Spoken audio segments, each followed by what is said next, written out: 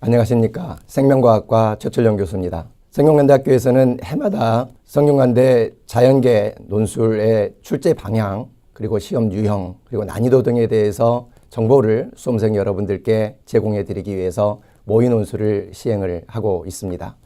본 동영상의 전반부에서는 성균관대 자연계 논술의 일반적인 특징, 그 다음에 시험을 준비하는 과정에 있어서나 시험에 응시할 때에 여러분들이 유의하셔야 될 점 5가지, 그 다음에 본 동영상의 후반부에서는 시험을 출제하신 교수님들께서 모의 논술 문제에 대한 어떤 해설로 구성이 되겠습니다.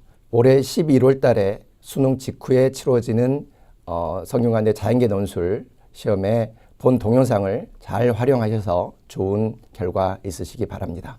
자, 그러면 성균관대 논술의 일반적인 특징부터 말씀을 드리도록 하겠습니다.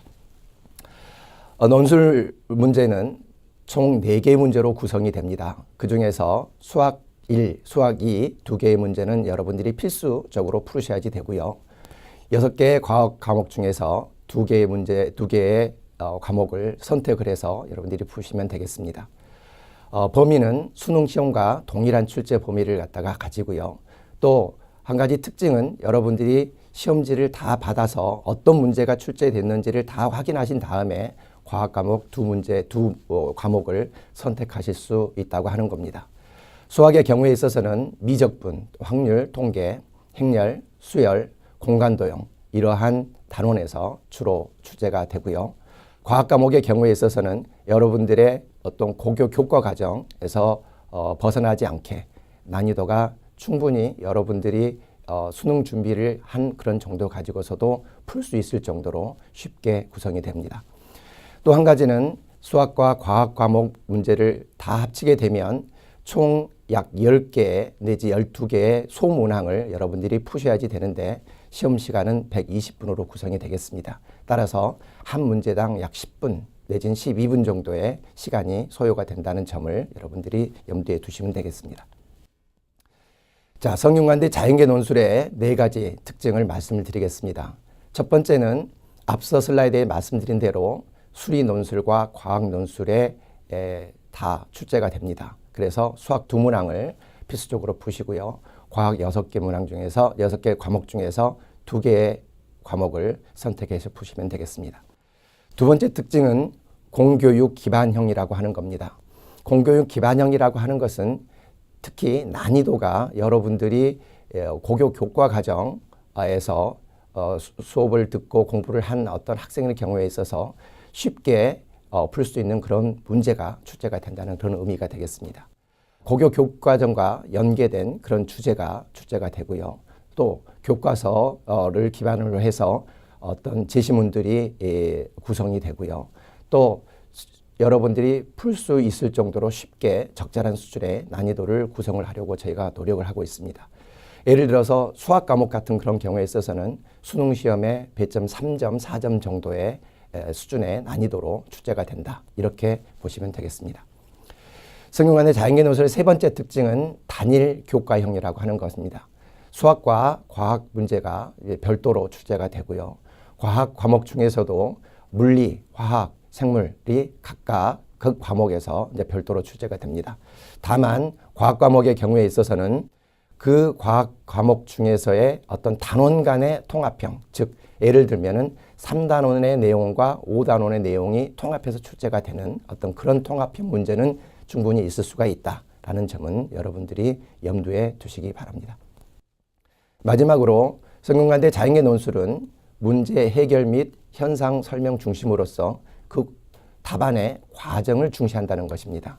따라서 단순히 답안의 어떤 그런 최종적인 답만 도출하는 것을 지향을 하고 그 답이 도출되는 어떤 그런 과정에 대한 적절한 어떤 이유, 근거 이런 것들이 기술이 되어 있는지 또는 그러한 기술 과정들이 아주 논리적으로 이렇게 설명이 되어 있는지 이러한 풀이의 과정 같은 것들을 우리가 고려를 해서 여러분들을 채점을 한다는 점을 또 여러분들이 염두에 두시기 바랍니다. 자, 총평의 마지막으로는 여러분들이 시험을 준비하는 그런 과정이나 아니면 실제로 시험을 응시하는 그런 과정에서 여러분들이 염두에 두셔야 될 5가지 키 포인트를 뽑아봤습니다. 맨 첫 번째는 제시문의 활용입니다. 제시문의 경우에 있어서는 한 문제당 약 3개 내지 4개의 제시문이 제공이 되는데, 이러한 저희가 제시문을 작성을 갖다 할 때 핵심되는 내용 또는 핵심 개념들이 잘 압축돼서 포함이 되도록 제시문을 구성을 하는데 많은 고민을 갖다 갑니다. 그래서 이 제시문 속에서는 여러분들이 문제를 푸시는 데 있어서의 어떤 방향성 또는 중간 과정에서 필요한 어떤 정보, 이런 것들이 제시문에 담겨져 있다, 이렇게 보시면 되겠습니다. 따라서 제시문에 들어있는 핵심 개념, 핵심 용어들을 사용을 해서 여러분들이 문제를 푸시고요. 다만 한 가지 주의하실 점은 제시문에 들어있는 문장을 통째로 그대로 옮겨 쓰는 것들은 지양을 하시기 바랍니다. 예를 들어서 수학 문제 같은 경우에 있어서도 수학 문제의 제시문에 들어있는 어떤 그런 공식 같은 것들이 여러분들이 실제로 답안을 작성을 할 때 중간중간에 활용이 되도록 제시문이 구성이 되어 있습니다. 따라서 제시문들을 잘 활용을 해서 문제를 푸시기 바랍니다. 두 번째 강조하고 싶은 점은 논리적 문장 전개입니다. 사실 이러한 자연계 논술들이 수능 시험과 대비가 되는, 구별이 되는 가장 큰 점이 어떤 논리적으로 자신의 어떤 주장을 전개를 해 나갈 수 있는지, 설득을 할 수 있는지, 이러한 점이 되겠습니다. 따라서 어떤 답안을 도출을 해 갈 때 그러한 답안이 도출되게 된 적절한 근거, 이유, 이런 것들을 논리적으로 문장을 전개하시는 걸 여러분들이 평소에도 많은 신경을 쓰셔야지 됩니다. 답안을 작성을 하실 때 구어체의 어떤 그런 문장이나 단어들은 지양을 하시고, 과학적인 용어 또는 과학적인 개념, 이런 것들이 포함이 되게끔 문장을 구성을 하셔야지 되고요. 결론에 대해서 근거와 항상 적절한 이유들을 기술을 할 수 있도록 노력을 하셔야지 됩니다. 또한 어떤 학생의 경우에 있어서는 많은 양을 쓰기 위해서 장황하게 이렇게 답안을 작성하시는 경우가 있는데, 핵심되는 개념과 용어를 사용을 해서 간단 명료하게 작성할 수 있도록 평소에도 연습을 하시고, 답안지에 제공되는 어떤 그런 공간 이내에 모든 답안이 작성될 수 있도록 노력을 해 주시기 바랍니다. 세 번째는 수리 계산입니다. 4개의 과목을 치를 때 2개의 과목의 수학 과목을 치르기 때문에 물리 같은 것까지 포함을 하게 되면 많은 어떤 그런 수학적인 계산이 답안지에 이제 포함이 되게 되는데, 계산을 하게 될 때 문제지에다가 풀고 그 답안만 적는다든지, 중간 과정을 생략하고 건너뛰면서 푼다든지 하는 그런 것들은 삼가해 주시고, 답안 도출 과정들을 상세하게 기술을 하셔야지만이 고득점을 하실 수가 있습니다. 또한 수리 계산을 하실 때 많은 학생들이 중간에 계산하는 어떤 그런 과정이 틀린다든지, 아니면은 단위를 잘못 기재를 하거나 단위를 정확하게 기재하지 않는 어떤 그런 경우에도 감점 요인이 된다는 것을 충분히 숙지하시기 바랍니다. 네 번째, 단일 교과 내에 통합형 논술에 대한 문제가 나온다는 점을 여러분들이 염두에 두고 그거에 대한 대비를 하셔야지 됩니다. 사실 논술 문제라고 하는 것은 단답형 문제에서는 볼 수 없는 좀 더 큰 어떤 그런 주제, 좀 더 넓은 주제를 가지고서 문제가 출제가 되기 때문에 수능 준비하는 또 다른 어떤 통합적 그런 시각에서 볼 수 있는 사고, 이런 것들을 평소에 조금은 신경을 쓰셔야지 됩니다. 그래서 예를 든다 그러면 한 과목 내에서 서로 다른 단원에 있는 어떤 내용들끼리 어떻게 엮어질 수 있는가, 또는 같은 주제라 손치더라도 그것을 좀 더 큰 어떤 그런 시각에서 거시적으로 접근을 했었을 때에 어떠한 문제가 나오고 이러한 거에 대해서 어떻게 준비를 할까 하는 것들을 여러분들이 조금은 신경을 쓰면서 준비를 갖다가 해 주셔야지 되겠습니다. 마지막으로는 시간 안배입니다. 전체 4개의 과목에서 소문항까지 합쳤었을 때 적게는 10개의 소문항, 때에 따라서는 12개의 소문항으로 구성이 되는데, 시간이 120분, 즉 하나의 문제당 10분 정도의 시간이 이제 소요를 해서 여러분들이 답안을 작성을 하셔야지 됩니다. 그래서 미리 시간을 정해놓고 모의 논술 문제라든지 아니면 기출 문제를 가지고서 시간을 안배하는 연습을 갖다가 하실 필요가 있고요. 또 어떤 자기가 답안을 작성을 하게 될 때 무조건 처음부터 생각나는 대로 이렇게 적어가기보다는 어떠한 점을 앞부분에 기술을 하고 중간은 어떤 내용을 쓰고 나중에 결론은 어떻게 내려야 되겠다 하는 어떤 생각을 미리 정리를 한 다음에 그 과정에서의 어떤 키워드 이런 것들을 문제지에다가 이렇게 메모를 해 놓습니다. 그 다음에 그런 키워드를 생각을 해가면서 각 단원별로 이렇게 답안을 작성을 갖다 해 가시게 되면 훨씬 더 어떤 논리적인 어떤 그런 답안 또는 이제 시간까지 어떤 안배할 수 있는 어떤 그러한 연습이 충분히 될 거라고 생각을 합니다. 이상 5가지 어떤 그런 관점을 해서 논술 문제를 준비하시는 그런 과정에 있어서나 실제 여러분들이 시험지를 받아들이고서 답안을 작성을 할 때 이러한 점들을 염두에 두고 대비를 하시면 충분히 좋은 결과를 얻으실 수 있을 거라고 생각을 합니다. 네, 안녕하세요. 이번 모의논술 수학 문제 해설을 시작하겠습니다. 네, 일단 1번 문제를 보시면 1번 문제는 수학 1의 등차 수열과 수학 2의 함수의 극한과 연속 부분에서 출제가 되었습니다. 이 문제는 특정한 집합의 원소의 개수를 어떻게 구하는지를 확인하고 그 값을 등차 수열의 합을 통하여서 올바르게 수식화할 수 있는지를 평가하고자 합니다. 두 번째로 우리가 익히 알고 있는 도형의 면적으로부터 추론 가능한 비율을 수학적으로 어떻게 엄밀하게 유도할 수 있는지를 평가하고자 합니다. 먼저 1번의 소문항 1번을 보시면 n이 3일 때 집합 P3과 S3의 원소의 개수를 각각 구하고 그 이유를 논하시오 라는 문제가 있습니다. 먼저 제시문 2를 보시면 그림에서 보시다시피 SN이라는 영역이 정사각형 영역 안에 이렇게 포함되어 있는 것을 확인하실 수 있습니다. 여기서 n이 3일 때 우리가 구하고자 하는 P3의 원소의 개수는 n이 0부터 3까지 변할 수 있으므로 총 4 곱하기 4, 16개의 원소를 가지게 됩니다. 이 중에서 이제 S3에 포함된 원소의 개수를 계산을 해야 하는데 S3의 원소의 개수를 곧바로 계산하기보다는 P3-S3 안에 포함되어 있는 원소의 개수를 세는 것이 훨씬 더 용이합니다. P3-S3의 원소는 이렇게 그림에서 보시다시피 위쪽 부분과 그 다음 아래쪽 부분 이 두 개의 부분으로 나뉘어져 있는데 이 중 아랫영역에 포함되어 있는 점은 1,0, 2,0, 3,0 이렇게 세 개의 점이 존재합니다. 그리고 대칭성에 의해서 여기 윗부분에 포함되어 있는 점은 0,1, 0,2, 0,3 이렇게 세 개가 존재해서 총 6개가 존재합니다. 따라서 S3에 포함되어 있는 원소의 개수는 전체 P3에 포함되어 있는 원소의 개수 16에서 P3 빼기 S3에 포함되어 있는 원소의 개수 6을 뺀 10개가 되게 됩니다. 네, 소문항 2번을 보겠습니다. n이 3의 배수일 때 집합 SN이 가지고 있는 원소의 개수를 n에 대한 함수로 표현하라는 문제입니다.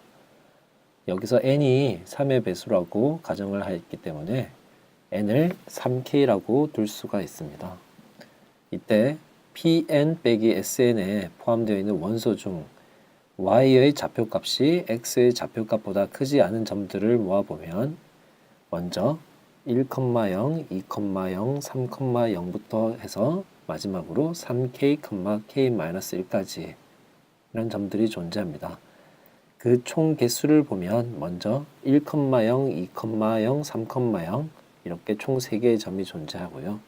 그 다음 4,0, 4,1, 5,0, 5,1, 6,0, 6,1 이렇게 총 6개의 점이 존재합니다. 이런 식으로 계산을 해나가면 1이 3번 더해지고요. 2가 3번 더해지고 3이 3번 더해지고 마지막으로 k가 3번 더해진 그 총 개수가 우리가 구하고자 하는 값입니다.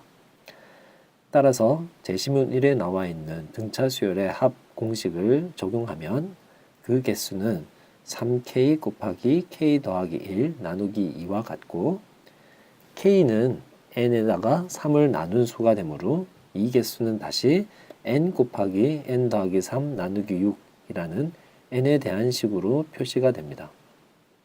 이때 pn-sn의 원소 전체의 개수는 앞서 구한 이 개수에다가 2를 곱한 n 곱하기 n 더하기 3 나누기 3이 되게 됩니다. 물론 앞서 우리가 살펴봤듯이 pn에 포함되어 있는 전체 원소의 개수는 n 더하기 1의 제곱으로 표시가 되므로 따라서 집합 sn에 포함되어 있는 원소의 총 개수는 n 더하기 1의 제곱 빼기 n 곱하기 n 더하기 3 나누기 3, 다시 말해서 2n 제곱 나누기 3 더하기 n 더하기 1이 됩니다. 자, 이제 소문항 3으로 넘어가겠습니다. SN과 PN의 원소의 개수에 비해 극한값을 구하시오 라는 문제입니다. 먼저 여기서 자연수 n을 3k보다 크거나 같고 3k 더하기 3보다 작은 자연수라고 가정을 하게 되면 집합 SN에 포함되어 있는 원소의 개수는 집합 S3k에 포함되어 있는 원소의 개수보다 크거나 같고 집합 S3k 더하기 3에 포함되어 있는 원소의 개수보다는 작게 됩니다. 여기서 3k와 3k 더하기 3이 모두 3의 배수이므로 소문항 2의 결과를 적용시켜 보면 집합 SN의 원소의 개수는 먼저 6 곱하기 n 나누기 3 빼기 1의 제곱 더하기 3 곱하기 n 나누기 3 빼기 1 더하기 1보다 크거나 같은 값이 되고 6 곱하기 n 나누기 3의 제곱 더하기 15 곱하기 n 나누기 3 더하기 10보다는 작은 값이 됨을 알 수가 있습니다. 여기에다가 pn의 원소의 개수, 다시 말해 n 더하기 1의 제곱으로 나눈 식의 극한값은 모두 2 나누기 3이 됨을 알 수가 있습니다. 이 2 나누기 3이라는 값은 제시문 3으로부터 얻을 수 있는 값입니다. 따라서 우리가 구하고자 하는 극한값 역시 2 나누기 3, 3분의 2가 됨을 알 수가 있습니다. 자, 2번 문제로 넘어가도록 하겠습니다.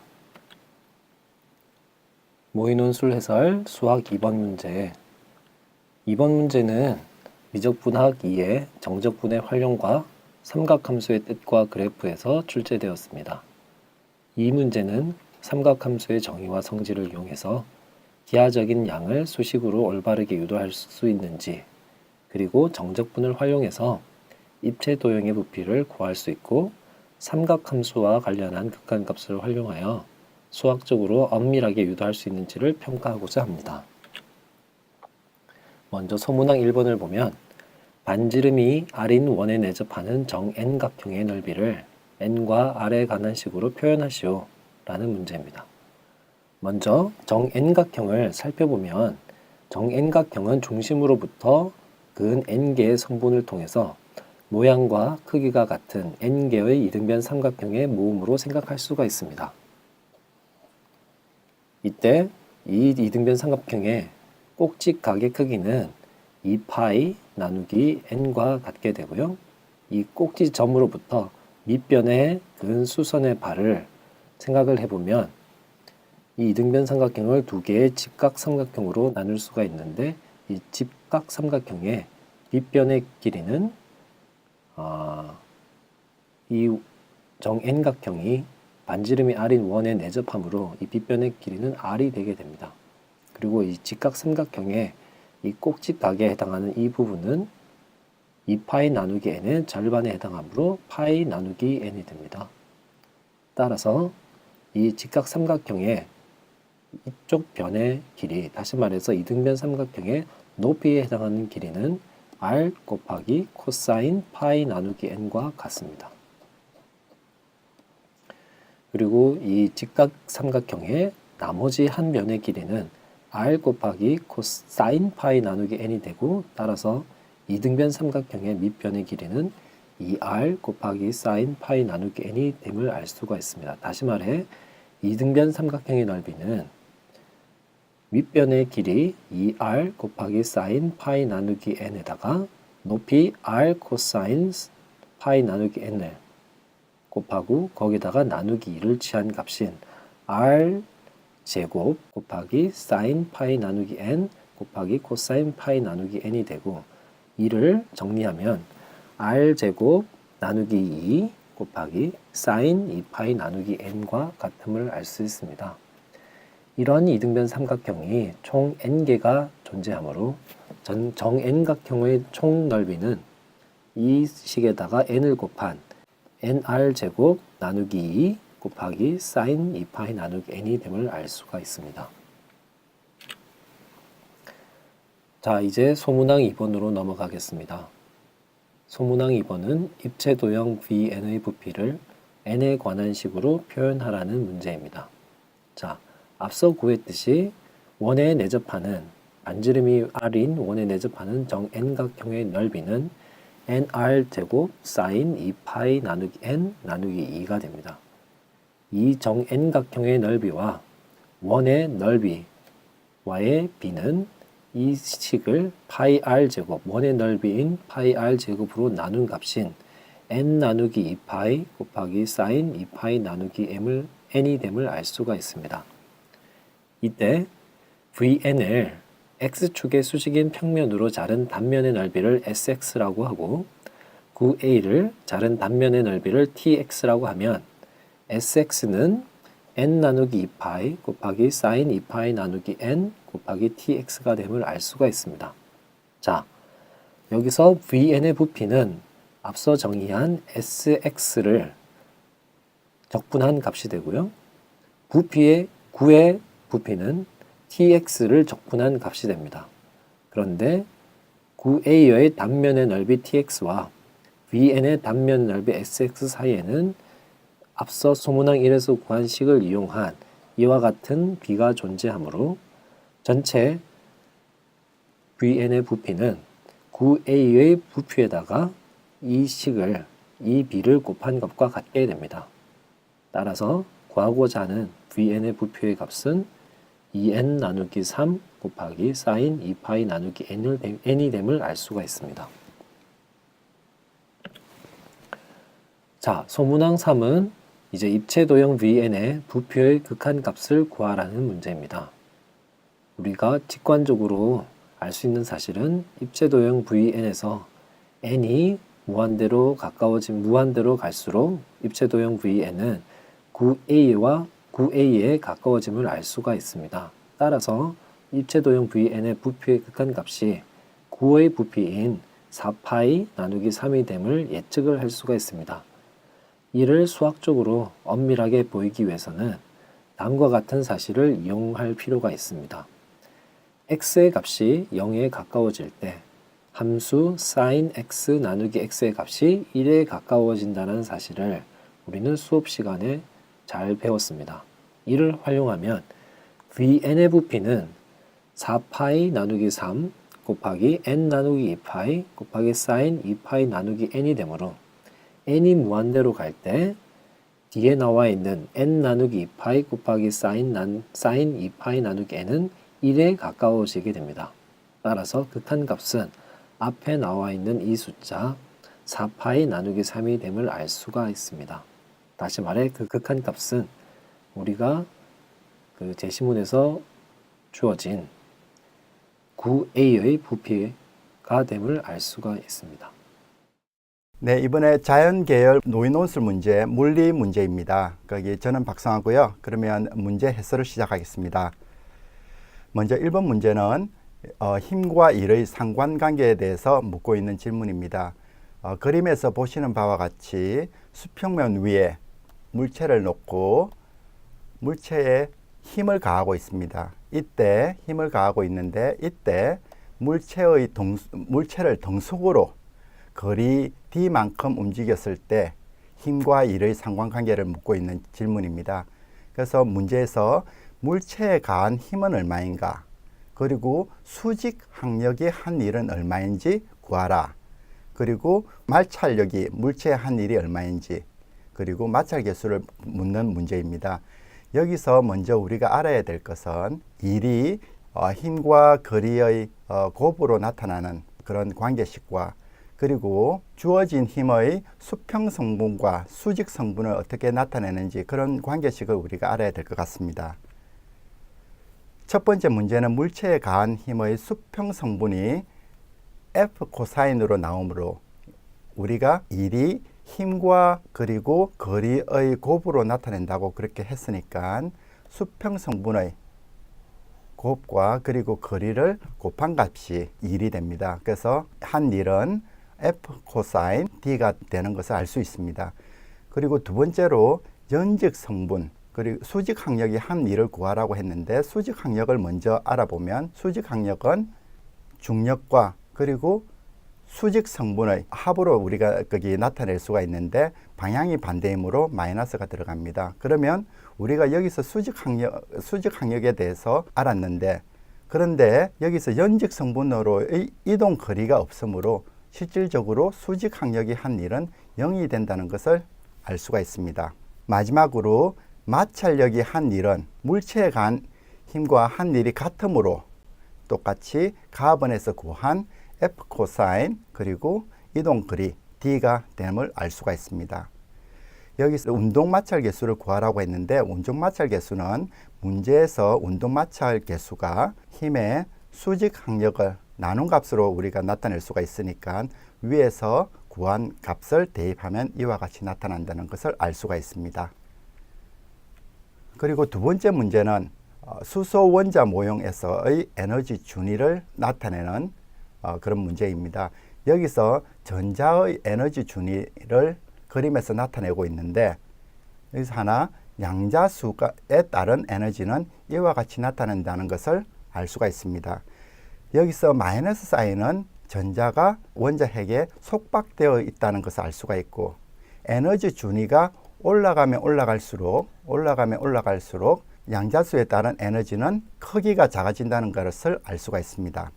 그러면 문제에서 진동수 FA 진동수를 주어진 진동수 FB와 FC를 이용하여 표시하시오. 그리고 파장을 주어진 파장 B와 파장 C를 이용하여 표시하는 문제입니다. 그리고 두 번째는 파장 크기의 비를 나타내는 문제인데 여기서 낮은 양자수 1에서 높은 양자수로 갈 때 에너지는 흡수를 하게 됩니다. 그리고 높은 양자수에서 낮은 양자수로 갈 때 에너지를 방출하게 되는 것입니다. 그러면 이 문제는 먼저 전자가 양자수 1에서 3으로 전일될 때 빛을 흡수하는 에너지를 우리가 다음과 같은 관계식으로 나타낼 수가 있습니다. 그리고 에너지가 양자수 3에서 2로 나타낼 때 그리고 양자수 2에서 1로 전이될 때 방출되는 빛의 에너지는 각각 이와 같이 나타낼 수가 있습니다. 그러므로 각각의 빛의 크기의 합은 N에서 양자수 1에서 3으로 갈 때 빛이 흡수하는 에너지와 그리고 전자가 양자수 3에서 2로 그리고 2에서 1로 전이될 때 방출되는 에너지의 합과 같으므로 진동수는 다음과 같이 나타낼 수가 있고 진동수와 파장에 대한 관계식을 이용하여 파장은 이와 같이 나타낼 수가 있습니다. 이제 파장에 대한 비를 구하는 문제인데 전자가 양자수 3에서 2로 그리고 2에서 1로 전이가 될 때 방출되는 빛의 에너지와 파장과의 관계식을 앞식에서 이와 같이 구하였습니다.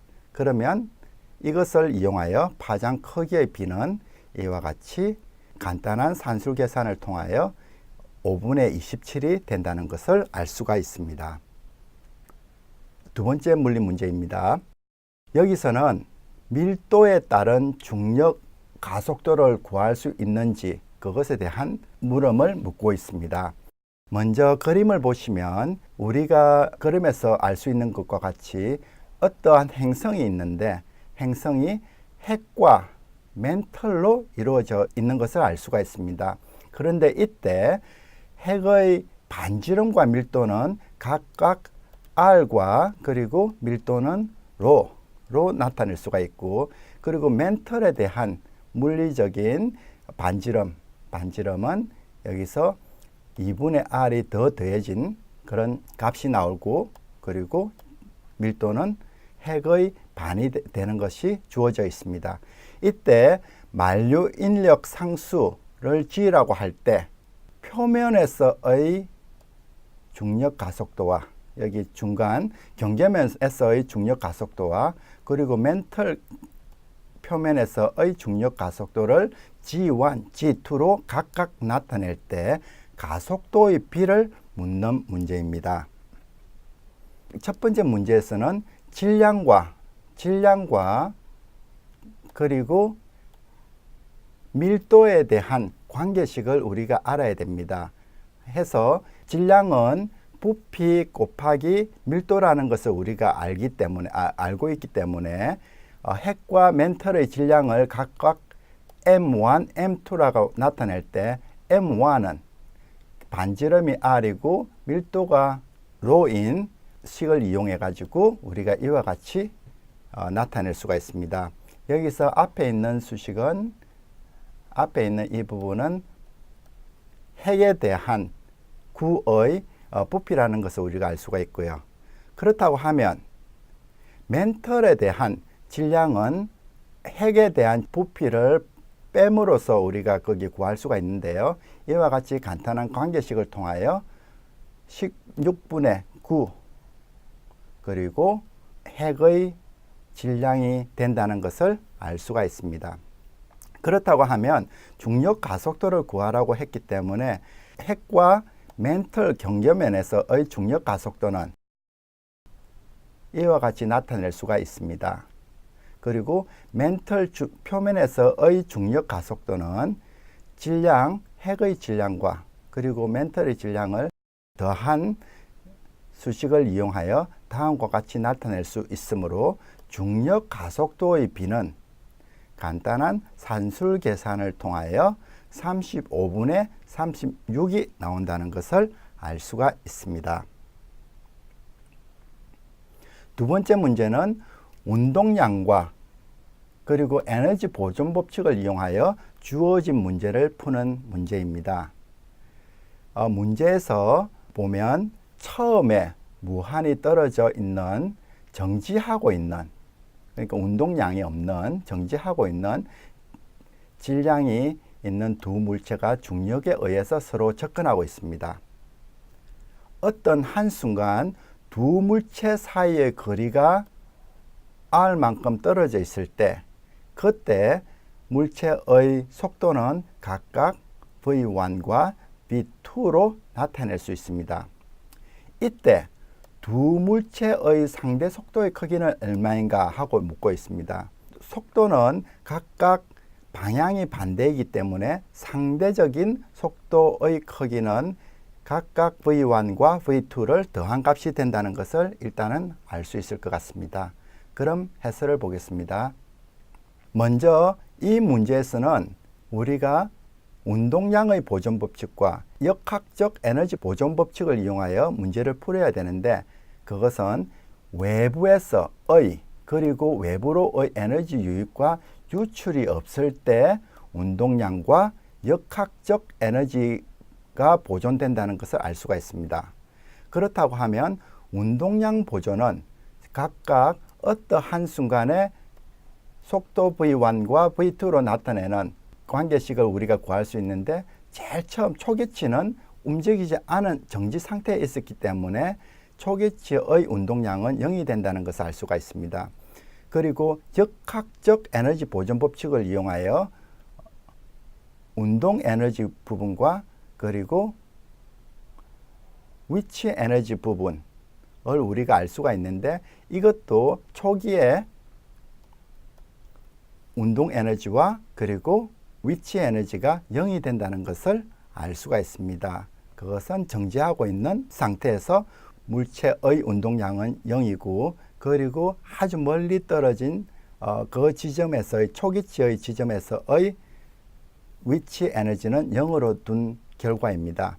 이를 이용하여 우리는 두 번째 물체의 속도 V2와 그리고 첫 번째 물체의 속도 V1을 간단하게 구할 수가 있는데요.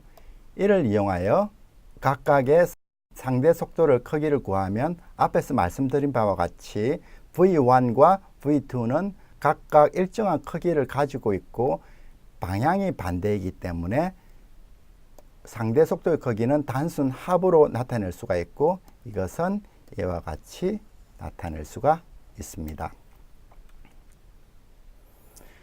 마지막 문제입니다. 마지막 문제는 도플러 효과에 대해서 묻고 있습니다. 먼저 문제를 보도록 하겠습니다. 소방차, 여기서 소방차는 음원이라고 생각하면 됩니다. 소리를 발생하는 원인이 되는 물체가 여기서는 소방차입니다. 소방차가 초당 40m의 속력으로 그리고 경고음이 500Hz의 경고음을 거기 발생시키고 있습니다. 그리고 관측자는 소방차 방향으로 속도가 초당 60m로 움직이고 있습니다. 이때 관측자가 타고 있는 자동차가 초당 60m로 움직일 때 자동차 안의 관측자에게 소방차의 비상경고음 진동수가 몇 헤르츠인지 구하라 하는 문제입니다. 이것은 제시문 3에서 수식이 주어져 있는데 그 수식을 이해를 하고 그것을 적용하여 문제를 간단하게 풀 수가 있습니다. 먼저 여기서 관측자와 음원이 동시에 움직이고 있기 때문에 간격이 가까워지고 있다는 것을 알 수가 있습니다.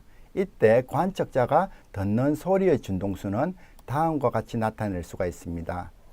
이것은 이 수식은 제시문 3에 주어져 있고요. 그리고 여기서 V0는 관측자가 움직이는 속도고요. 관측자가 움직이는 속도, 여기는 음원, 그러니까 소방차가 움직이는 속도라고 할 수가 있습니다. 여기서 관측자가 소방차로 가까워질 때는 플러스, 그리고 관측자가 소방차로 멀어질 때는 이 수식에서 이 부분이 마이너스가 된다는 것을 우리는 확인을 할 수가 있고요. 그리고 음원이 소방차가 관측자로 가까워질 때는 마이너스가 되고요. 그리고 음원이 관측자로부터 멀어질 때는 분모에서 마이너스가 플러스로 바뀐다는 것을 알 수가 있습니다. 그런데 우리의 문제에 있어서는 관측자도 움직이는데 관측자가 실질적으로 음원에 가까이 다가가기 때문에 플러스를 적용해야 되고요. 그리고 또 음원의 소방차도 관측자로 가까이 다가가는 부분이 있기 때문에 여기서 마이너스를 적용할 수가 있습니다. 따라서 주어진 숫자를 대입을 하면 여기서 V는 소리의 속도이기 때문에 대입을 하면 실질적으로 670Hz 정도가 나온다는 것을 알 수가 있습니다. 670Hz는 실질적으로 움직이지 않은 소방차의 음원과 비교를 했을 때 진동수가 높게 더 크게 들린다는 것을 알 수가 있습니다. 이상 해설을 마치겠습니다. 감사합니다. 네, 안녕하세요. 자연계열 모의논술 해설을 시작하도록 하겠습니다. 먼저 화학 1에 대해서 살펴보도록 하겠습니다. 출제 범위는 화학 1에서 물질의 양과 화학 반응식, 몰수, 현대의 원자 모형이면 전자 배치의 원리, 유효 핵전화, 원소의 주기적인 성질, 탄소로 구성된 동속체 단원에서 출제하였습니다. 특히 화학 1에서는 그래프를 해석하여 화학 1에서 다뤄지는 이온화 에너지의 주기적 변화를 논리적으로 기술할 수 있는지 평가하고자 하였습니다. 또한 대부분의 고등학교 화학 1에서 다루어지는 탄소 동소체 중에서 C60에 관련된 문제로 화학 반응식과 연관지어 양적 해성이 가능한지 평가하고자 하였습니다. 문제 1. 다음은 3주기 13족에서 16족 바닥 상태의 원자 알루미늄, 실리콘, 인, 황의 제1이온화 에너지 변화를 나타낸 그래프이다. 왼쪽에 보시면 다음과 같이 이온화 에너지의 변화에 대한 경향성을 제시를 해 주었죠. 자, 문제 제1이온화 에너지가 증가하다가 감소하는 이유를 원자의 전자 배치를 이용하여 논하시오. 문제에서 논하고자 하는 내용은 다음과 같이 일정하게 증가하다가 갑자기 황에서 감소되는 경향을 알 수 있습니다. 그 원인을 살펴보는 것입니다. 이들 원자의 제2이온화 에너지 크기를 예측하여 옆과 같은 형태의 그래프를 제시하고 그 이유를 논하시오. 첫 번째 문제를 잘 해결할 수 있으면 두 번째 문제 또한 첫 번째 문제의 논리를 이용하여 간단히 해결할 수 있습니다. 해답 과정을 한번 살펴보도록 하겠습니다. 가 문제를 보게 되면 이 문제를 풀기 위해서는 각각 원소들의 전자 배치를 기술해야 됩니다. 전자 배치를 기술하면 알루미늄의 경우 다음과 같이 저희가 기술할 수 있고요. 실리콘의 경우도 다음과 같이 기술할 수가 있습니다. 여기서 제일 중요한 것은 이온화 에너지는 최외곽에 존재하는 전자를 제거할 때 필요한 에너지의 양이기 때문에 최외곽에 있는 전자의 배치를 살펴보면 되겠죠. 모두 다 경향이 p 오비탈에 보시면 알겠지만 하나, 둘, 세 개가 되다가 갑자기 네 개가 됩니다.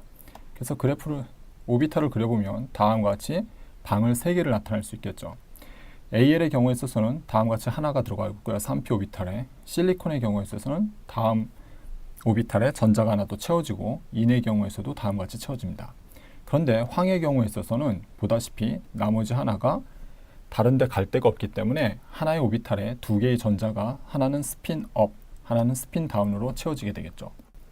전자들은 본능적으로 서로를 굉장히 싫어하는 그런 특성을 갖고 있습니다. 그래서 억지로 한 방에 우겨 넣었다라고 생각하시면 됩니다. 논리적으로 이와 같은 내용을 바탕으로 해서 다음에 이온화 에너지 경향이 뚝 떨어지는 이유를 기술하면 다음과 같습니다. 같은 주기에서 원자 번호가 증가할수록 원자과 전자의 유효 핵 전하가 증가하여 핵과 원자과 전자 사이의 전기적 인력이 증가하므로 이온화 에너지는 증가한다. 즉, 이 구절은 알루미늄부터 인까지 순차적으로 이온화 에너지가 증가하는 이유를 유효 핵 전하와 연관지어서 설명하는 구절이 되겠습니다. 그 다음은 황으로 넘어갔을 때 왜 이온화 에너지가 뚝 떨어지는지를 설명하면 됩니다. 자, 황의 경우 인보다 이온화 에너지가 작아지는 이유는 p 오비털에 전자가 쌍을 이루면서 채워지므로 전자 사이의 반발 때문에, 여기서 핵심은 전자 사이의 반발 때문이다 라는 말이 꼭 들어가야겠죠. 따라서 불안정하기 때문에 앞에 인의 경우에 비해 전자를 황의 경우에 있어서 하나 떼어내기가 쉽기 때문이다 라고 논리적으로 기술하면 다음과 같이 이온화 에너지가 순차적으로 증가하다가 뚝 떨어지는 이유를 설명할 수가 있습니다. 자, 그 다음에 이제 두 번째는 제2 이온화 에너지에서 경향을 묻고 있습니다. 마찬가지로 제2 이온화 에너지를 논하기 위해 앞에 주어진 원자들이 전자를 다 하나씩 잃었을 때의 전자 배치를 한번 기술해 봅니다. 그럼 보시면 알다시피 이 경우에 있어서는 p 오비탈에 각각 하나, 둘, 셋 이렇게 이제 채워져 있게 되겠죠. 그리고 마찬가지로 왼쪽에서 오른쪽으로 감에 따라 유효 핵 전하가 증가하기 때문에 일반적으로 이온화 에너지는 증가할 것으로 예측합니다. 그런데 이 경우에서 보시게 되면 증가할 것으로 예측이 되는데 갑자기 알루미늄과 Si의 경우에서 다음과 같이 이온화 에너지의 역전 현상이 발생하는 것을 설명하면 됩니다.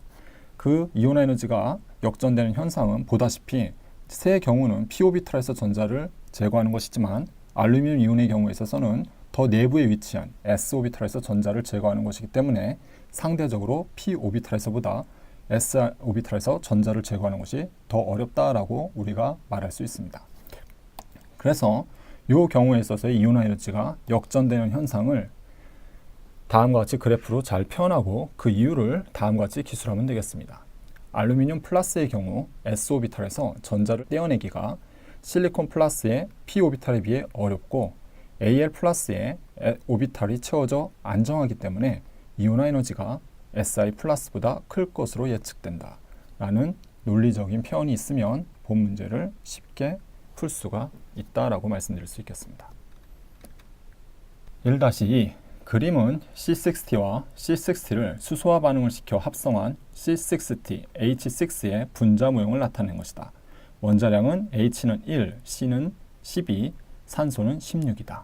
가 12g의 C60를 완전 연소시키기 위해 필요한 산소의 질량비를 논리적으로 논하시오.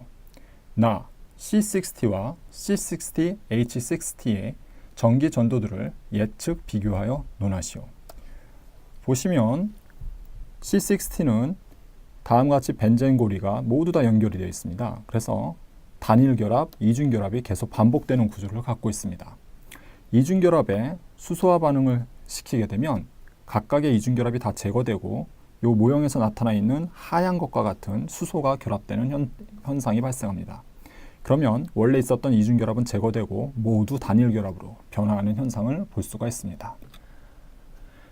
자, 가 문제를 풀기 위해서는 다음과 같이 균형이 잡힌 화학 반정식을 세우는 것이 중요하겠죠. 그래서 C60와 산소와 반응해서 CO2밖에 형성될 게 없습니다. 그래서 반응물과 생성물을 적어놓고 숫자의 개수를 맞춰주게 되면 됩니다. 그럼 앞에 우리가 얻은 개수는 하나의 C60 분자는 60개의 산소 기체 분자와 결합하여 60개의 CO2 기체 분자를 만들게 됩니다.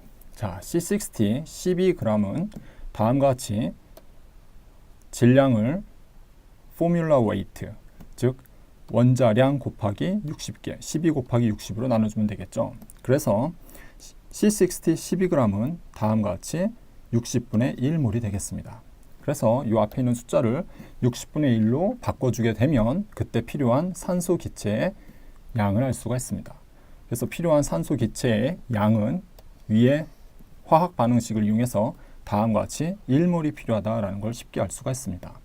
그래서 1몰에 해당되는 산소 기체의 질량은 우리가 주어진 원자량을 이용해서 계산하면 32g이 되겠습니다. 자, 두 번째 문제는 좀 길게 이제 논리적으로 제시할 필요성이 있습니다.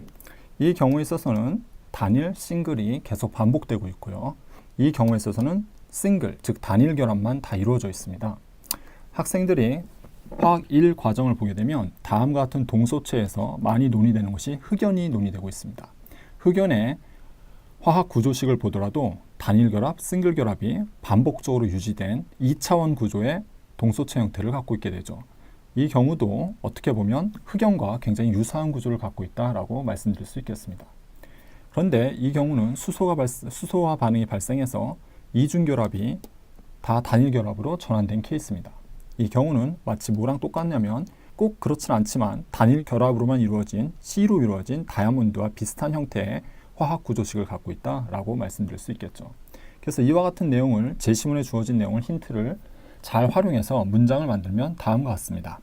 제시문 3에 주어진 내용을 보게 되면 흑연은 탄소 원자 1개에 3개의 탄소 원자가 결합한 물질이고 다이아몬드는 4개의 탄소 원자가 결합한 물질이라고 주어졌다. 원자과 전자가 4개인 탄소 원자는 흑연에서는 1개의 남은 원자과 전자가 있고 이 전자가 자유롭게 움직일 수 있어서 전기 전도도가 좋다. 즉, 이 말을 잘 해석해보면 여기 이중결합에 참여한 요 녀석 때문에 전기 전도도가 좋다. 즉, 흑연의 경우에 있어서 그렇다라고 말을 하고 있는 것입니다. 이에 반해 다이아몬드는 원자과 전자 4개가 모두 결합에 참여하므로 자유로운 원자과 전자가 없기 때문에 전도도가 낮을 것으로 예상된다. 일반적으로 우리가 어릴 때부터 다이아몬드의 경우에 있어서는 전류가 잘 흐르지 않지만 흑연은 전류가 잘 흐른다라는 것은 간접적인 경험을 통해서 우리가 어느 정도 알고 있는 내용입니다. 그와 같은 내용들을 화학결합을 토대로 해서 설명한다라고 생각하면 되겠습니다. 자, 이제 이와 같은 제시문을 주어진 힌트를 토대로 문제에 주어진 C60와 C60H60를 연관지어서 설명하면 되겠습니다. C60는 그림에서 나타나 있듯 동소체인 흑연처럼 탄소 원자 1개에 3개의 탄소 원자가 결합되어 있다. 원자과 전자가 4개인 탄소 원자는 C60의 경우 1개의 남은 원자과 전자가 있고 이 전자가 자유롭게 움직일 수 있어서 전기 전도도가 좋다. 이 구조를 쓰면 되겠죠. 그렇지만 C60H60의 경우 4개의 원자과 전자 중 3개는 탄소와 결합하고 나머지 하나는 수소와 결합하여 자유롭게 움직일 수 있는 전자가 없다. 이 구절이 이 구절과 반대되는 포인트가 되게 되겠습니다. 따라서 다이아몬드처럼 전도도가 낮을 거로 예상된다 라고 기술하면 올바른 설명이 된다라고 말씀드릴 수 있겠습니다. 화학 1 설명을 마치도록 하겠습니다. 자연계열 모의논술 해설 화학 2를 시작하도록 하겠습니다. 출제 범위는 화학 2의 내용에서 반응의 자발성, 엔탈피, 엔트로피, 부분 압력 법칙, 산염기, 평형 단원에서 출제하였습니다. 본 모의논술에서는 주어진 정보를 이용하여 논리적으로 화학 반응의 자발성을 논의할 수 있는지 평가하고자 하였습니다. 또한 화학 방정식에서 얻어진 양론적 결과를 토대로 부분 압력에 대한 이해도를 평가하고자 하였습니다. 문제 1. 질소와 수소가 반응하여 암모니아를 합성하는 화학 반응식은 다음과 같이 주어진다. 표준 조건에서 반응물과 생성물의 엔트로피는 다음과 같다. 가. 25도씨 암모니아 합성 반응의 자발성에 대해서 논하시오. 나. 온도와 압력이 암모니아 합성 반응의 평형에 미치는 효과를 논하시오. 다. 아래 그림과 같이 특정 부피의 반응기에 질소기체 4몰과 수소기체 10몰을 넣고 반응을 진행시켜 평형에 도달했을 때 용기 속에서 암모니아가 4몰이 형성되었음을 알았다. 평형에서 반응기의 압력이 P로 측정되었을 때 암모니아의 분압이 얼마인지 논하시오. 그리고 그 온도에서의 엔트로피에 대한 모든 조건이 주어졌습니다. 그리고 제시문을 보게 되면 결합 에너지에 대한 정보도 주어졌습니다.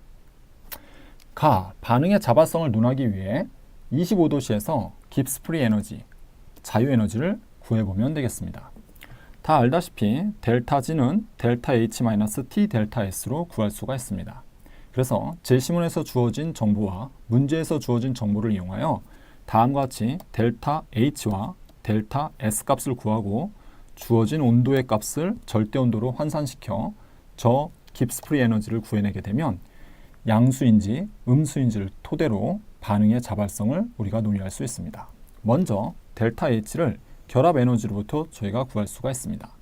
델타 H는 화학 2 교과서에 잘 나타나 있듯이 반응물의 결합 에너지의 합에서 생성물의 결합 에너지의 합을 빼면 되겠습니다. 반응물은 질소 기체, 그 다음에 수소 기체가 있고요. 생성물은 암모니아가 되겠죠. 각각의 결합을 끊기 위한 결합 에너지 값들이 주어졌기 때문에 이 경우에는 하나의 결합, 이 경우에 있어서는 수소가 3개가 필요하기 때문에 이 결합을 3개를 끊어야 되고요. 암모니아는 하나당 NH 번딩이 3개가 있기 때문에 두 분자가 형성되므로 6개의 번딩을 제거하면 되겠습니다. 그래서 주어진 숫자를 대입하면 다음과 같이 숫자가 나오고요. 그 숫자를 계산하면 간단한 숫자로 저희가 계산이 됩니다. 여기서 학생들이 주의할 점은 단위를 정확하게 기술하는 게 중요하겠습니다. 주어진 조건에 킬로줄 per 몰로 나왔기 때문에 요 방정식에서 문제를 풀었을 때 나온 답도 마이너스 100 킬로줄 per 몰을 정확히 기술해야 되겠습니다. 델타 S를 주어진 조건에서 구하면 델타 S는 고등학교 화학 2 교과서에 잘 나타나 있듯이 반응 후 엔트로피의 합 마이너스 반응 전 엔트로피의 합이 되겠습니다. 반응 후는 암모니아 기체고요. 그 다음에 반응 전은 질소와 수소 기체가 있고 각각 두 분자, 한 분자, 세 분자가 있기 때문에 표에서 주어진 식들을 이용해서 숫자를 대입하여 다음과 같이 간단한 식을 만들고 계산하게 되면 다음과 같은 숫자가 나오게 됩니다. 여기서 주의할 점은 주어진 정보에 주어진 단위를 그대로 잘 기술하는 겁니다. 이제 델타 H와 델타 S를 구했기 때문에 위에 주어진 식, 깁스프리 에너지 값을 우리가 구할 수 있습니다. 델타 H에 위에서 구한 마이너스 100 킬로줄 per 몰을 대입하고요. T는 절대온도 켈빈으로 전환시켜 298 켈빈을 넣게 되고요. 델타 S는 앞에서 구한 마이너스 200 줄 per 몰을 넣게 되면 되겠습니다. 주의할 점은 여기는 킬로줄 per 몰이고요. 여기는 줄 per 몰이 되겠습니다. 그래서 둘 중에 단위를 하나로 통일시켜야겠죠. 그래서 킬로줄 per 몰로 통일시켜서 계산하게 되면 마이너스 40.4 킬로줄 per 몰이 나오게 되겠습니다. 다음과 같이 0보다 작기 때문에 반응은 오른쪽으로 자발적으로 갈 것이다 라고 우리가 예측할 수가 있습니다. 델타 H는 온도와 압력에 대한 반응의 방향에 대해서 우리가 논하라 라고 얘기했기 때문에 델타 H가 앞에서 가에서 구한 것처럼 0보다 작습니다. 즉 발열 반응이다 라는 걸 알 수가 있겠죠. 발열 반응의 경우에 있어서는 온도가 올라갈수록 반응이 잘 진행되지가 않습니다. 따라서 반응이 오른쪽으로 진행되는 경향이 줄어든다 라고 이야기하면 되겠습니다. 또한 반응 전 기체의 몰수는 총 4몰이고요. 반응 후 기체의 몰수는 2몰입니다. 따라서 압력이 올라가게 되면 반응은 오른쪽으로 진행되는 경향이 커진다라고 말씀드릴 수 있겠습니다. 본 현상은 르샤틀리의 법칙으로 이미 고등학교에서 과정에서 매우 빈번히 다뤄지는 내용이다라고 말씀드릴 수 있겠습니다. 다의 부분 압력을 구하기 위해서는 다음과 같은 화학 방정식을 세우고요. 초기 조건을 그대로 기입합니다. 즉 4몰과 10몰의 수소기체를 주게 되고요. 그 다음에 반응되는 몰수는 앞에 있는 비율에 따라서 반응되기 때문에 그 반응되는 양을 X몰이라고 하면 질소는 X몰, 수소는 3X몰, 암모니아는 2X몰이 반응되게 되겠죠.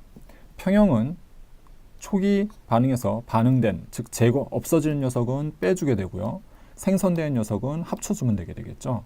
그래서 이렇게 합쳐줬을 때 문제에서 보게 되면 반응이 다 끝난 후 암모니아 기체가 4몰이 형성됐다라고 얘기하니까 이 2X몰은 4몰과 같아야 되겠습니다. 따라서 X값을 쉽게 구할 수 있고요. 구해진 X값은 2가 되게 되겠죠. 그 2를 여기에다가 대입하게 되면 각각 반응 후에 질소 기체의 몰수와 수소 기체의 몰수를 구할 수가 있습니다. 그래서 구하게 되면 질소는 2몰, 수소는 4몰, 그 다음에 암모니아는 4몰이 되게 되겠습니다. 총 반응기 안에 존재하는 기체의 토탈 몰수의 합은 10몰이 되게 되겠고요. 그렇죠? 그 다음에 생성물로 이루어진 암모니아의 몰수는 4몰이 되겠죠. 그래서 달턴의 분압 법칙에 따라서 다음과 같이 몰수에 비례해서 부분 압력이 우리가 구할 수 있다라는 달턴의 분압 법칙을 이용해서 다음과 같은 비율을 구해낼 수 있고요. 전체 압력이 P이기 때문에 이걸 계산하게 되면 다음과 같이 5분의 2P라는 암모니아 기체의 분압을 구해낼 수가 있습니다. 2번 문제. 그림은 25도씨에서 산 HA의 수용액 20ml를 0.2몰의 NaOH 수용액으로 적정할 때의 중화 적정 곡선을 나타낸 것이다. 산 HA의 이온화 상수 Ka 값을 논하시오 라고 되어 있습니다. 보시면 알겠지만 중화점이 7보다 크게 되어 있습니다. 따라서 약산을 강염기로 중화한 실험이다 라고 판단할 수가 있겠죠. 먼저 HA의 농도를 구해보게 되면 보시면 알겠지만 초기 조건 20ml 곱하기 우리가 거기에 넣은 HA의 농도는 문제에서 주어진 0.1몰의 소디움 하이드록사이드 용액과 그 다음에 그 녀석이 필요한 부피, 즉 도표에서 얻어진 10ml가 필요하다라는 걸 알 수 있겠습니다. 따라서 적정에 도달하기 위해서 필요한 약산의 농도는 0.1몰이 되게 되겠습니다. 초기에 pH가 4이므로 그 용액에 존재하는 하이드로니움, 즉 H3O 플러스 이온의 농도는 1.0 곱하기 10의 -4승몰이다 라는 것을 우리가 알 수 있겠죠. 다음과 같은 것은 초기의 pH 조건으로부터 쉽게 구할 수가 있습니다. 즉 약산의 이온화도를 우리가 계산하게 되면 다음에 주어진 즉 처음의 농도 분의 물에 해리되어서 생성된 하이드로늄 이온의 농도의 비율로 나타낼 수가 있습니다. 따라서 이온화도 알파는 0.001이 되게 되겠습니다. 고등학교 화학2 교과서에서 많이 다루는 방식에 따라 약산의 이온화 상수는 다음과 같은 식에 따라서 구해낼 수가 있습니다. 따라서 우리가 알고 있는 농도, 즉 0.1몰 곱하기 앞에서 구한 이온화도 0.001의 제곱을 구해서 두 수를 곱하게 되면 다음과 같이 1.0 곱하기 10의 -7승을 쉽게 구할 수가 있습니다. 화학2 모의논술 해설을 마치도록 하겠습니다. 고맙습니다. 자연계열 모의논술 해설 생명과학 1 시작합니다. 생명과학 1 문제는 세포와 생명의 연속성 단원 그리고 유전 단원에서 출제하였습니다. 우성 열성, 상염색체, 성염색체에 의한 유전 현상을 가계도에서 나타난 정보를 이용해서 논리적으로 설명할 수 있는지, 또는 멘델의 유전의 법칙에 대한 개념 이해와 인간 질병에 대한 과학적 접근 방법에 대해서 종합적으로 사고할 수 있는지를 평가하고자 본 문제를 출제를 하였습니다. 첫 번째 문제는 헌팅턴 무도병 가계도에 대한 정보를 주고요. 헌팅턴 무도병이 우성열성, 상염색체, 선염색체에 의한 유전 중 어디에 속하는지 가계도의 근거를 제시해서 설명하시오 라는 문제입니다. 답안을 보면 맨 첫 번째 우성 유전에 대해서 간단하게 설명을 하고 있습니다. 자녀에게 50% 확률로 질병이 전해진다. 여성 유전의 경우 질병이 부모에게 나타나지 않더라도 자녀에게 나타날 수 있다. 일단 먼저 우성과 여성에 대해서 간단하게 정의를 했고요. 그 다음에 1세대, 2세대에서 50% 확률로 질환이 나타났다. 그 다음에 2세대에서 아버지는 질병을 갖고 있는데 자식에게 질병이 유전되었다라고 가계도에서 나타나는 어떤 그런 사실을 설명을 갖다 했습니다. 그런데 이것만 가지고서는 이것이 우성 유전이라는 것이 충분치가 않죠. 그런데 여성 유전의 경우에 있어서는 부모가 모두 질환을 가지고 있는 경우에 자식이 모두 질환을 가져야지 되는데 이 가계도를 보게 되면 부모가 모두 질환을 가지고 있으나 아들은 정상이다. 따라서 여성 유전이 아니다라는 것을 확실하게 이제 설명을 하고 있죠. 따라서 헌팅턴 무도병은 우성 유전이다. 이렇게 결론을 내리고 있습니다. 성염색체에 의한 유전의 경우에서 설명을 갖다 했고요. 또 X염색체, Y염색체를 예를 들어서 설명을 갖다 했습니다. 그래서 실제로 헌팅턴 무도병의 경우에 있어서는 부모의 형질이 아들과 딸에 구별 없이 전달이 되었다. 따라서 헌팅턴 무도병은 상염색체에 유전되는 우성 유전이다. 이렇게 결론을 내렸습니다. 본 답안을 보시게 되면은 우성 유전, 여성 유전에 대해서 먼저 정의를 하고 또 성염색체, 상염색체에서 먼저 간단히 설명을 하고 난 다음에 가계대오에 있는 어떤 그런 내용을 통해서 결론을 도출하는 어떤 그런 형태의 답안을 하고 있는 걸 볼 수 있습니다. 자, 두 번째 문제는 헌팅턴 무도병이 증상이 나타나는 나이와 유전자 변이와의 상관관계를 분석을 위한 실험 방법입니다. 예를 들어서 염색체 핵형 분석과 염기서열 분석, 그 다음에 PCR 증폭에 대한 어떤 DNA 크기 확인 세 가지의 연구 방법을 갖다가 주고 나서 이 중에서 이러한 연구 방법을 이용해서 헌팅턴 무도병을 측정을 하는 데 있어서 가장 적절한 방법이 무엇인가 또는 그 이유가 무엇인가를 묻고 있고요. 두 번째는 이러한 방법을 통해서 3세대 1번, 2번 사람의 결과를 예측을 하고요. 그 다음에 나머지 두 가지 방법의 문제점에 대해서 묻고 있습니다. 일단 이러한 헌팅턴 무도병의 경우에 있어서의 특징이 헌팅턴 유전자의 특정 부위가 이렇게 계속해서 반복이 되는 서열을 가지고 이러한 반복이 되는 서열의 크기가 얼마만큼 커지는가에 따라서 증상이 달라진다고 하는 특징을 먼저 이해를 하고 있어야지 되고요. 이러한 점을 측정을 하기 위해서는 이러한 반복되는 어떤 시퀀스의 5'과 3'의 각각의 프라이머를 이용을 해서 PCR 증폭을 하게 되면 여기에 있는 반복되는 어떤 DNA 크기의 길이에 따라서 서로 다른 DNA 프래그먼트가 증폭이 돼서 나오게 되겠죠.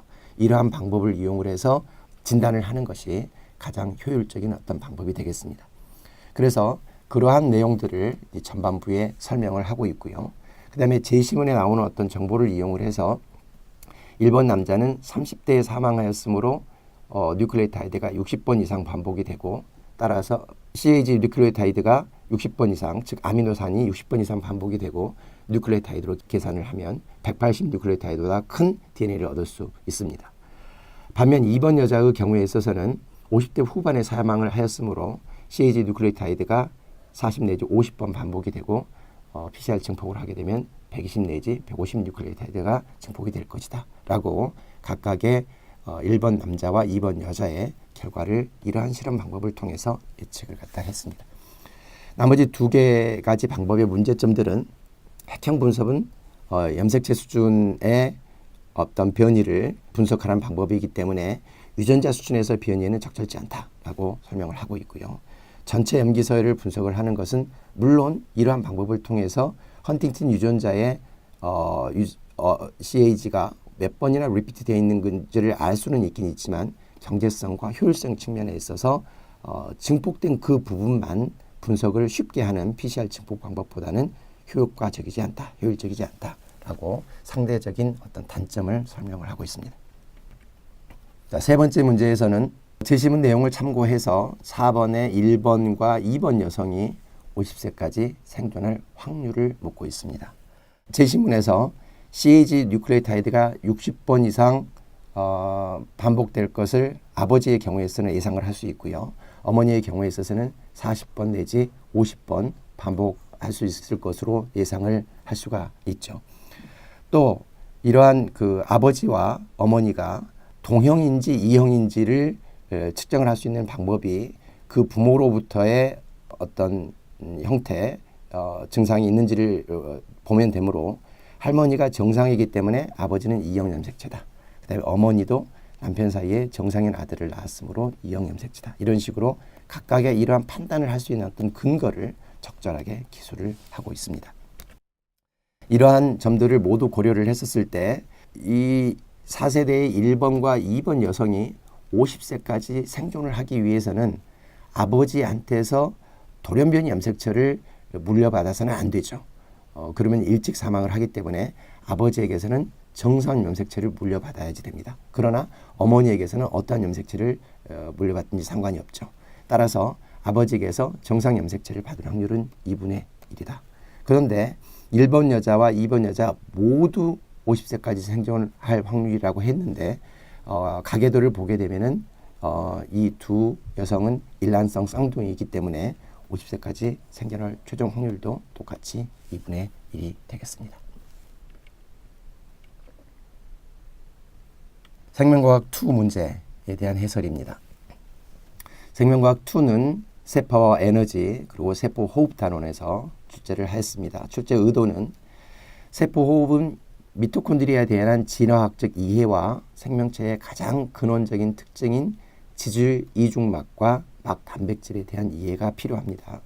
세포 호흡 과정에서는 ATP 합성 또는 열 발생이 세포 막 단백질에 의해서 어떻게 조절되며 동물의 특정 물질 대사에 어떻게 기여하는지를 묻는 문제가 되겠습니다.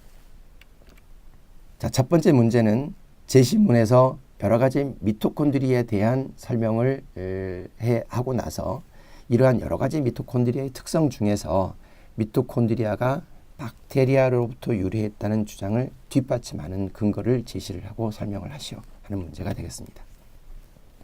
여러 가지 미토콘드리아에 대한 다양한 어떤 설명이 있지만 먼저 답안의 첫 번째에는 미토콘드리아가 박테리아로부터 유래하였다는 이런 내부 공생설에 대해서 간략하게 언급을 하고 있고요. 그 다음에 고유의 DNA를 갖고 있다. 리보솜을 갖고 있다. 그 다음에 분열을 할 수 있다. 세 가지 측면이 미토콘드리아가 박테리아로부터 유래했다는 근거이다 라고서 먼저 답을 제시를 하고 있습니다. 그 다음에 미토콘드리아 DNA는 원형이다. 박테리아의 DNA가 원형이죠. 또 인트로닉 DNA가 거의 없다. 박테리아의 DNA의 그 특징이고요. 또 고유의 리보솜을 이용해서 단백질 합성이 가능하다. 그 다음에 미토콘드리아의 필요에 따라서 분열이 가능하다. 이런 특징들을 좀 더 부연 설명을 하고 있습니다. 따라서 이러한 점들을 들어서 미토콘드리아가 박테리아로부터 유래하였다라는 주장을 뒷받침을 한다라고 결론 짓고 있습니다.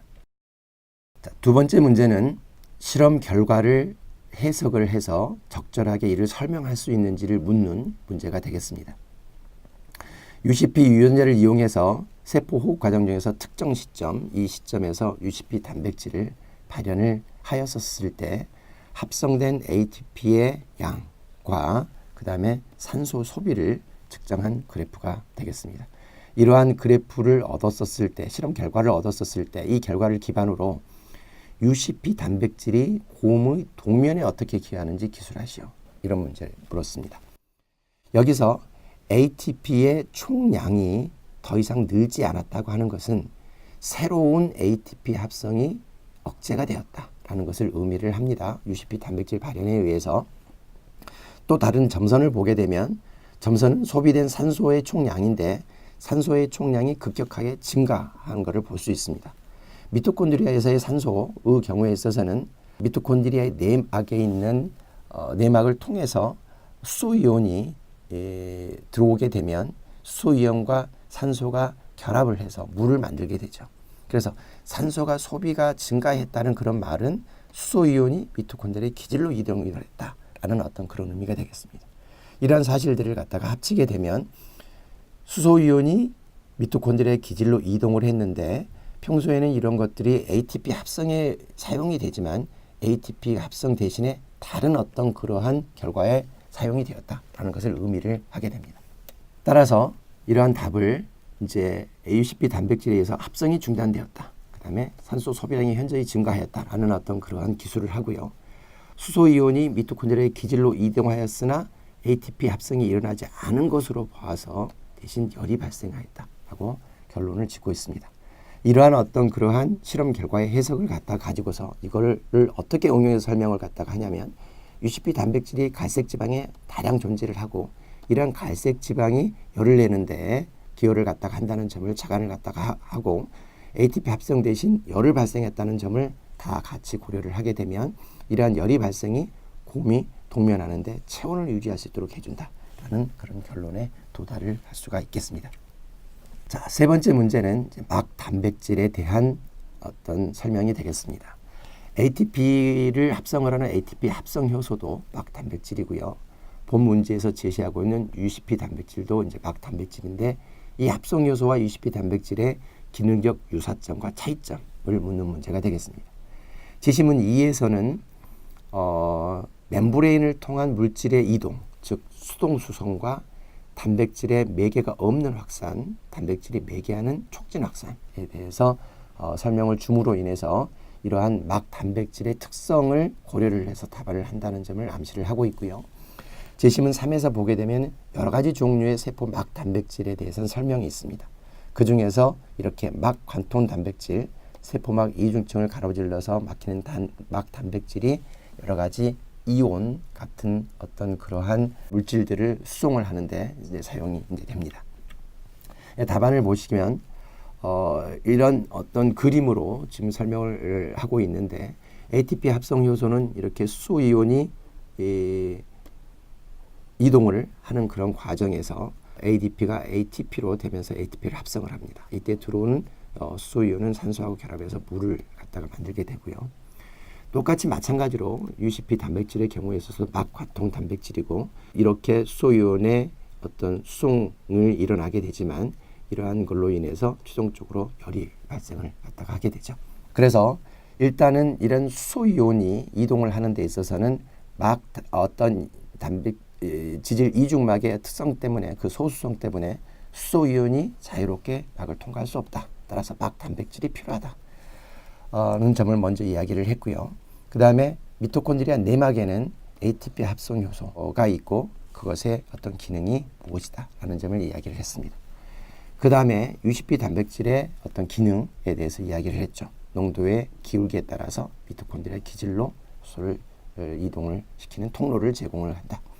그래서 최종적으로 이러한 ATP 합성 효소와 UCP 단백질의 특성을 같이 고려를 갖다가 했었을 때 유사한 측면이라고 하는 것은 수소 이온의 이동 통로를 제공을 한다. 즉 이 단백질, 막 단백질로 인해서 수소 이온이 미토콘드리아의 기질로 이동할 수 있다라는 점에 있어서는 유사하다라고 설명을 하고 있고요. 다만 이 두 단백질의 특징의 차이는 ATP 합성 효소는 ATP를 합성을 하지만 UCP 단백질은 열을 발생시킨다 하는 점이 차이점이다 라고서 설명을 하고 있습니다. 그래서 이러한 점들이 이제 이 본 어떤 그런 그림에서 명확하게 나와 있지만 만약에 학생들이 답을 쓸 때 이러한 설명을 정확하게 해주시는 것도 충분히 이제 고득점을 할 수 있지만 추가적으로 만약에 이러한 어떤 그런 그림으로 자신의 생각을 표현할 수 있다 그러면 훨씬 더 높은 점수를 받는데 도움이 될 거라고 생각을 합니다.